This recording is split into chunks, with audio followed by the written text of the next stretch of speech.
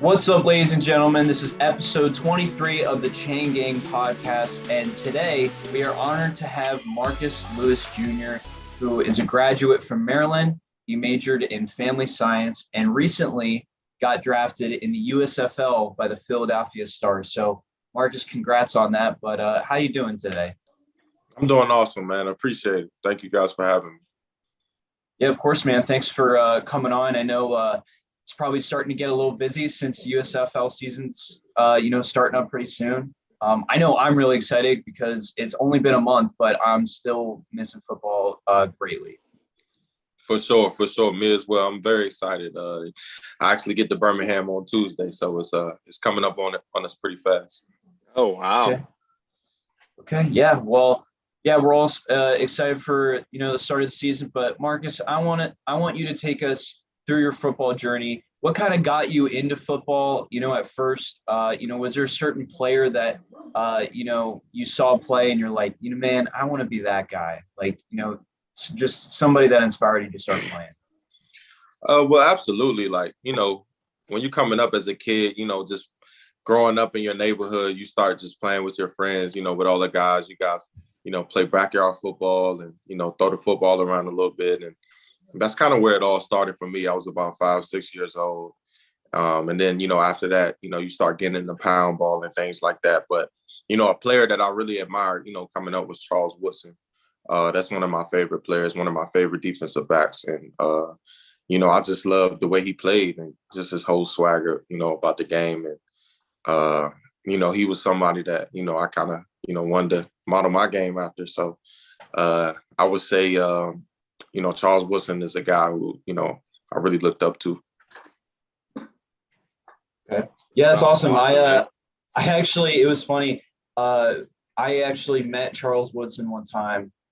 He was doing like the Monday night, I don't know if it was Monday night or like Sunday night countdown or whatever, but it was at the Steelers-Patriots game a couple years ago. It was that game where Jesse James had the like controversial touchdown catch. Yeah. Yeah, so like him and his whole crew was there. It was like him, Randy Moss, Rex Ryan, and it was so funny because he was like making fun of Rex Ryan like with the fans because obviously we're gonna trash on Rex Ryan for sucking against the Patriots, but yeah, dude, great guy. Definitely one of the great corners. I was thinking that you were gonna say Dion because I know Dion's a huge model for a lot of corners in today's game. Yeah, absolutely. So, I love Dion too. It was just, Charles Woodson. The thing I love about him was he was so versatile. He could play corner. He could play nickel. They might move him back to safety. So that's one of the things I really liked about him. And that's one of the things I wanted for myself was, a person that could be versatile. So that's just, really why I like Charles. Yeah, right. That's going to be huge for any team. So I was looking at, your kind of timeline, in high school, like with all your offers. It seemed like almost every top D1 school, gave you a look. So I wanted to ask you, what made Florida State kind of stand out from all the other schools?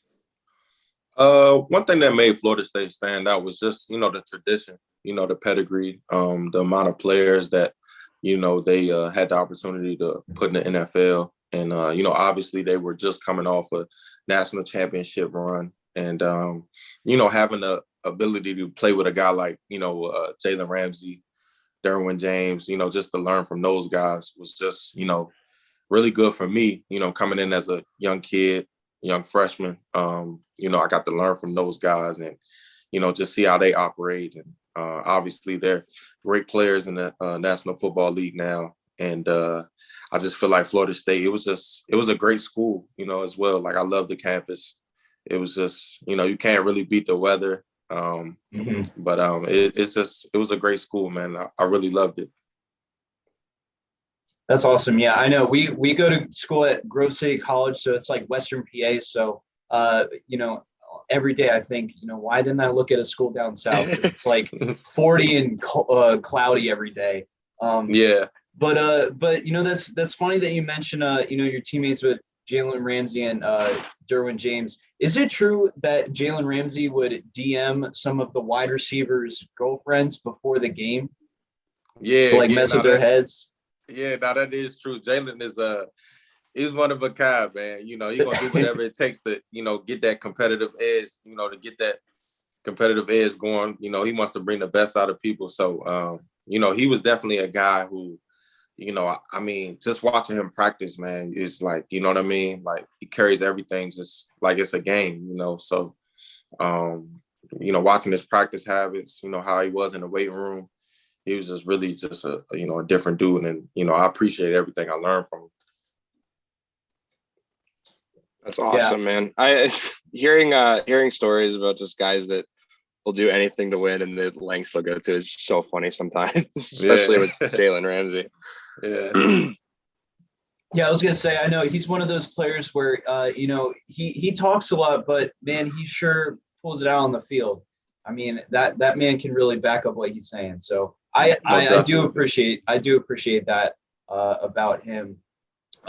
So it was interesting because he's been kind of in the news lately, with his quote about, Christian Kirk and, his big contract. And so I was wondering, how did you feel about that quote? Do you kind of agree with Jalen Ramsey? What are your thoughts on that? Obviously, Christian Kirk, he got a huge contract with Jacksonville. And,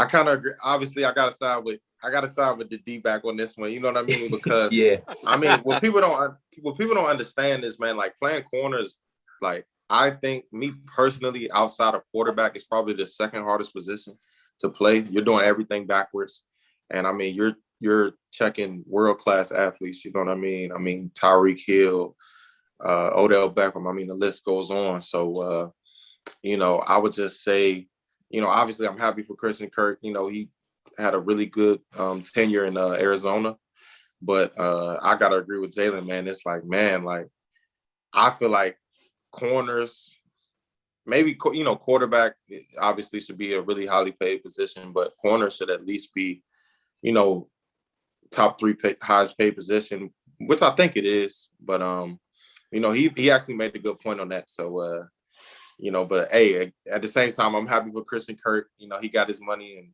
he deserves it. So. Yeah, right. I know. I totally agree. Just trying to play pickup against, some of the really speedy guys at corner, it is tough. And I feel like it's really hard to find a lockdown corner. And, obviously when you got a guy like Jalen Ramsey, you have to pay him the big bucks because you're not going to find another corner like that anywhere else. So yeah, I kind of agree with you. I liked what he said about it, and I also like how he's just not afraid to speak his mind. It's always kind of good to have those kind of players. But kind of back to your football journey a little bit. So you're going to Florida State. You play your first year, and then so I saw that in 2017. I don't know if you were injured or whatever, but I saw that there weren't really many stats. And then you transferred to Maryland. So I was wondering, like, what made you want to go to Maryland, or like, what kind of made them stand out? Basically, I transferred to Maryland in 2017. I was coming off hip surgery, so I had a labrum tear in 2016. So I got that repaired and everything, got back healthy, and I ended up transferring to Maryland with head coach. He was the head coach, DJ Durkin, and we developed a really good relationship when he recruited me at the University of Florida, when he was the defensive coordinator there. And, this was like right before the transfer portal and all of that stuff. So, when he heard that I was transferring, he was like, I got a perfect opportunity for you, perfect situation. And, obviously I'm from the DMV area. So it worked out, really well. Obviously a lot of people know about the situation that went down with, one of our teammates in 2018. And that was just an unfortunate situation. But other than that, Maryland it was a great place, man. Great staff. Even my final year with Coach Loxley was great. So I don't have any regrets, man. At the end of the day, I got to play big time football in the Big Ten, so, it was a great situation. Yeah, that's That's awesome. awesome. Love that. So I gotta ask because I feel like D1 coaches, they're known for like being really intense and getting their Yeah. players motivated. But sometimes guys like to mess around. It's football. You're on a team. You like to have fun. Yeah. But some of the coaches don't like some of that horseplay. So I was wondering, had any of the coaches given y'all like really weird punishments for like, I don't know, not showing up to practice or just like not doing drills right or really anything like that? Oh yeah, absolutely. I mean, like it's give and take. Like, they want to have fun too. Like we have fun at times, but you just got to know when to like, be serious and kind of turn it off and know when it's not a time to play. But like, yeah, it's always like, punishments like missing workouts or because we used to have, those 6 a.m. workouts is like, you gotta be up at least by 5.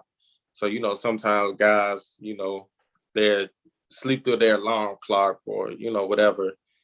And, it's gonna be a little bit of a punishment for that. But I mean, for the most part, man, I'll be honest, I can only speak for the coaches I played for.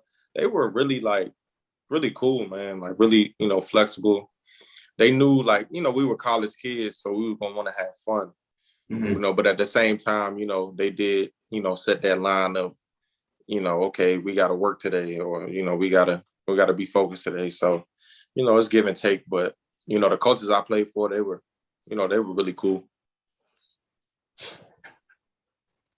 Yeah, I know. That's cool. Like personally speaking, I know the student athlete grind and the whole waking up at 5 a.m. for the workouts. Like it's tough. It can be a tough go around, and you're guaranteed to miss at least 1 or 2 just from sleeping through alarms or doing stuff. And it's the worst when you wake up and you look at the alarm and you're just like, oh no, I slept in. Yeah. It's like, man, you got to answer all these questions. They're gonna be like, you gonna show up to the facility. What happened? What happened? Where were you? What happened? Oh, the worst. Yeah, it's tough. Yeah, it's tough. Yeah, for sure. It's always a snooze alarm with me. That's what gets me every time. Anytime I'm late for anything, it's because I keep hitting that snooze alarm. It's so easy.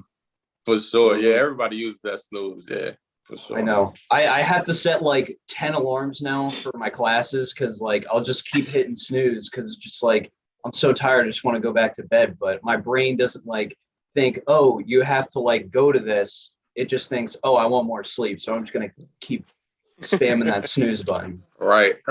Yeah. I remember one time, I think for one time we had a 6 a.m. So I ran cross country for my school. It's D3. So, so it's not obviously as intense, but we had a 6 a.m. workout once and I showed up at 6:05 and I was expecting, everyone to be warming up and stuff and, whatever.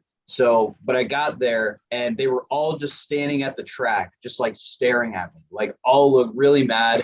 And I was like, oh God, like, I don't know what I'm in for. And my coach was pretty tough. Like she didn't really like to mess around. She was pretty serious, which Yeah. I didn't think she would be that way. Cause I was like, oh, it's D3. Like, it's going to be like, just like have a fun time, whatever. But I was so wrong on that one.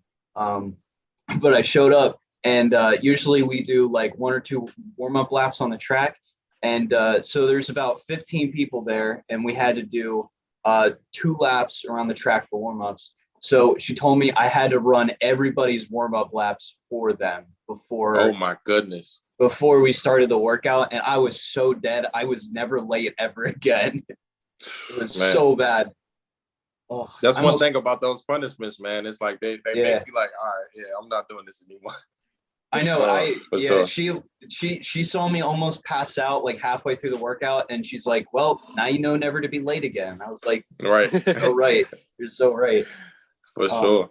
Yeah. So speaking of coaches, I know I was checking out your LinkedIn profile, and I saw that it seems like you have aspirations of, wanting to be a potential coach in the future. So I wasn't sure if there like was a certain league that you were shooting for.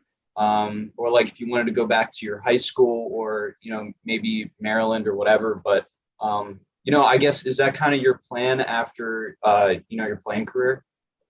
For sure. Coaching is, something I always wanted to do. Like, I like helping people. So, achieve their goals, whether it's, football or, just, life goals. So I feel like coaching is a good way to do that, and I get to still stay around the game. You know what I mean? Like, still get to stay around football and do all those, good things. So, I definitely want to coach college if I can, start out coaching college, and just kind of try to build my way up the ladder.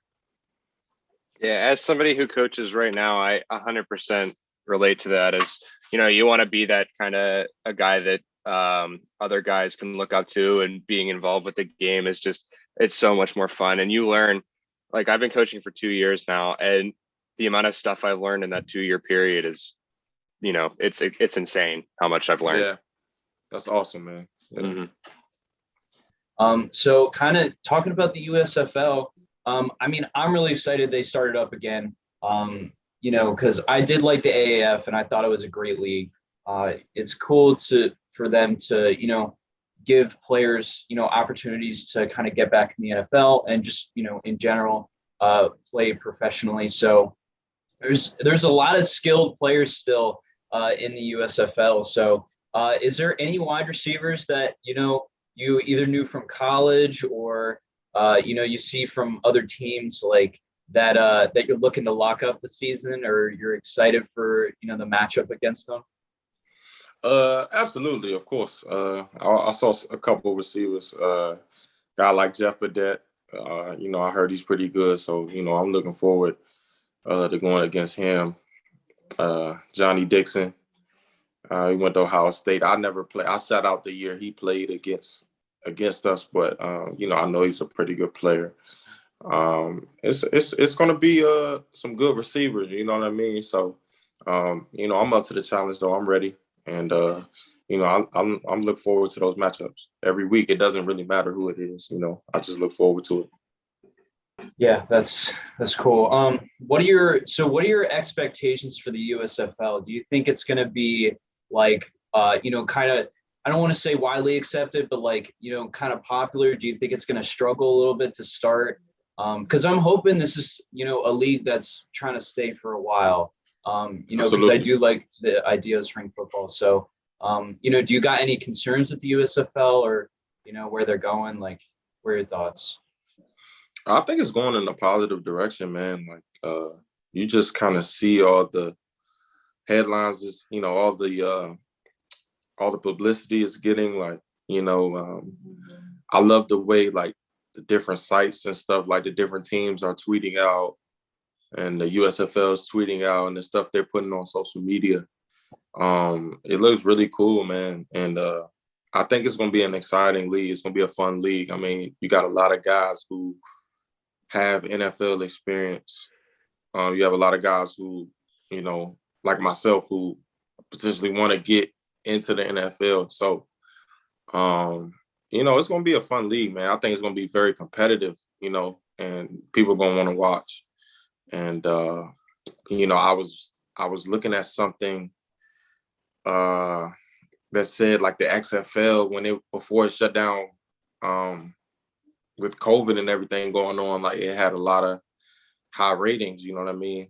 I think they were, like, comparing it to, like, the NBA. I think they had a lot of high ratings. So I'm assuming, this league will get, a lot of ratings, because people love football, man. They want to watch football. So it's like, okay, even if you're not necessarily excited about the league or whatever, you're like, okay, it's a football game. Like, I'll check it out and just see. And then maybe that'll, make somebody more intrigued by it. You know what I mean? Just watching the league. But I think it's going to be really good, man. It's a lot of great players, a lot of great coaches with, like, NFL experience and CFL experience, coached in all types of leagues. So, you're going to get coached up.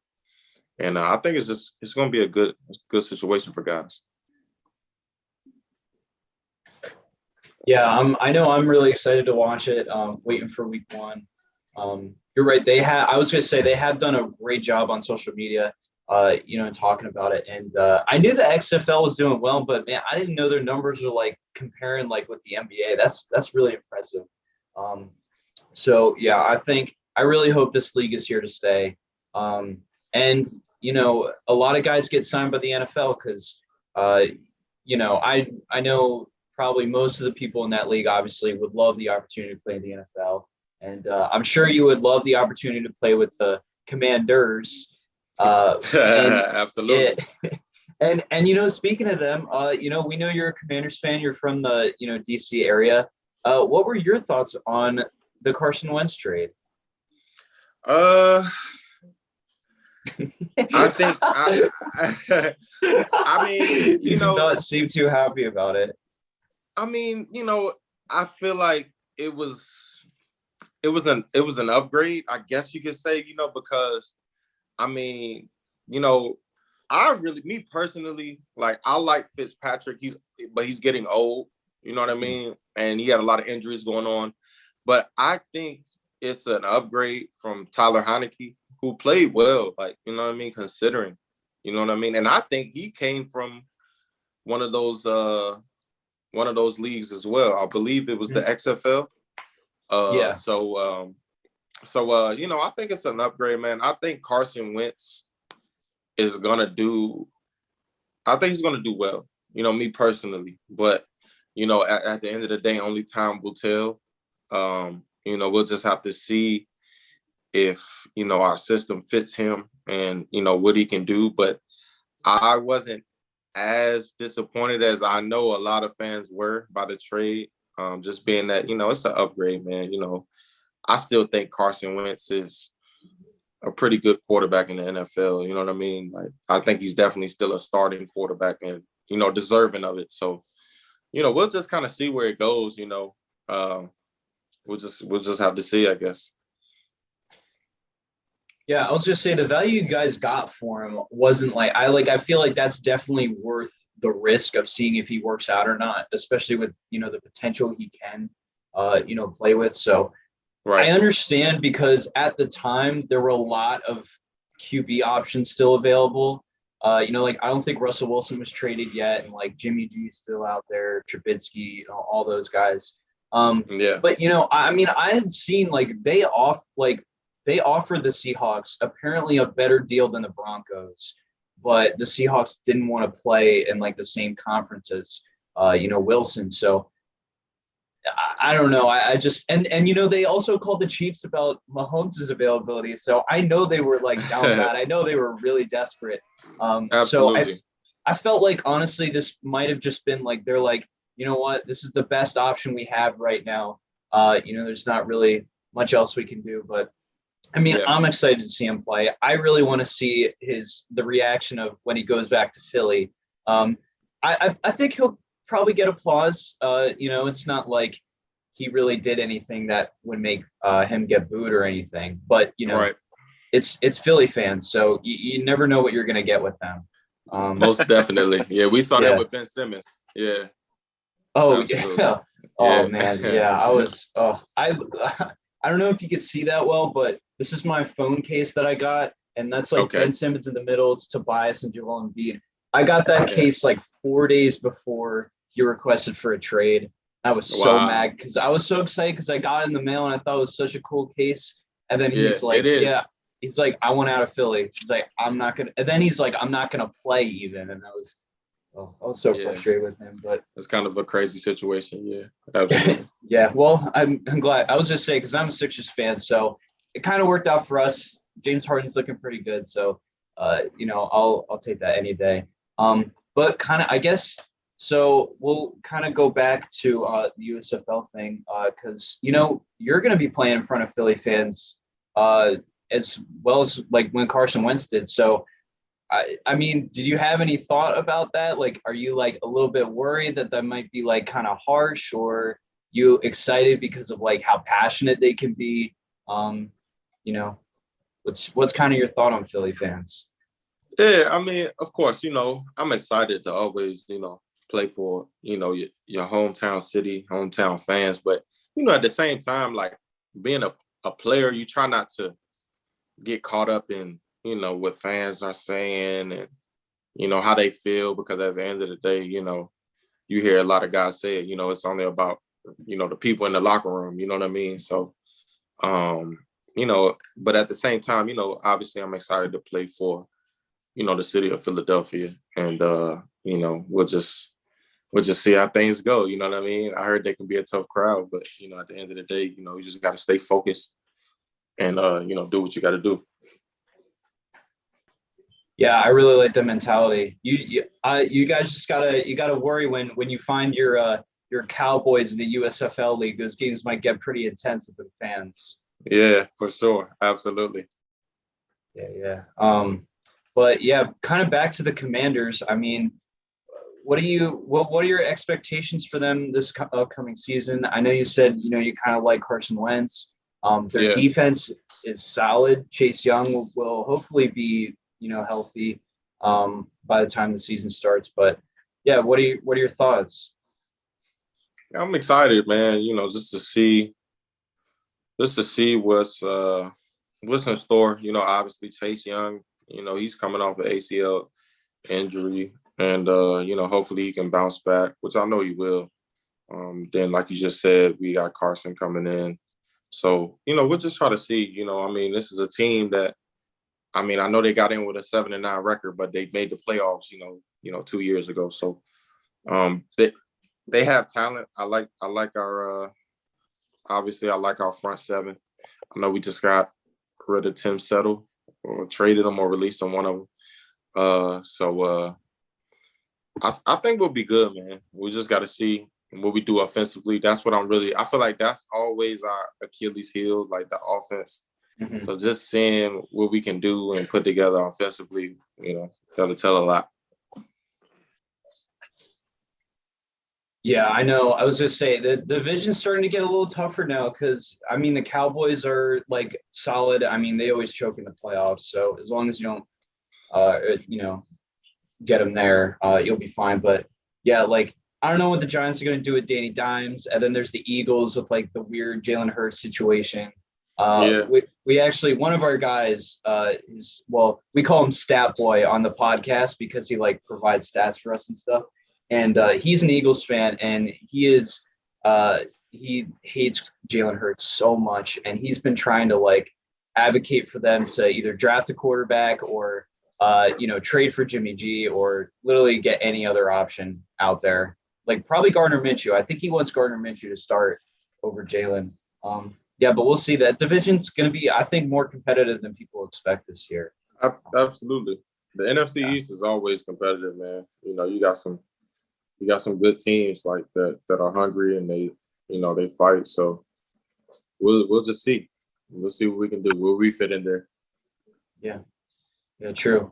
Well, so we got one question that we always ask all of our guests on the podcast.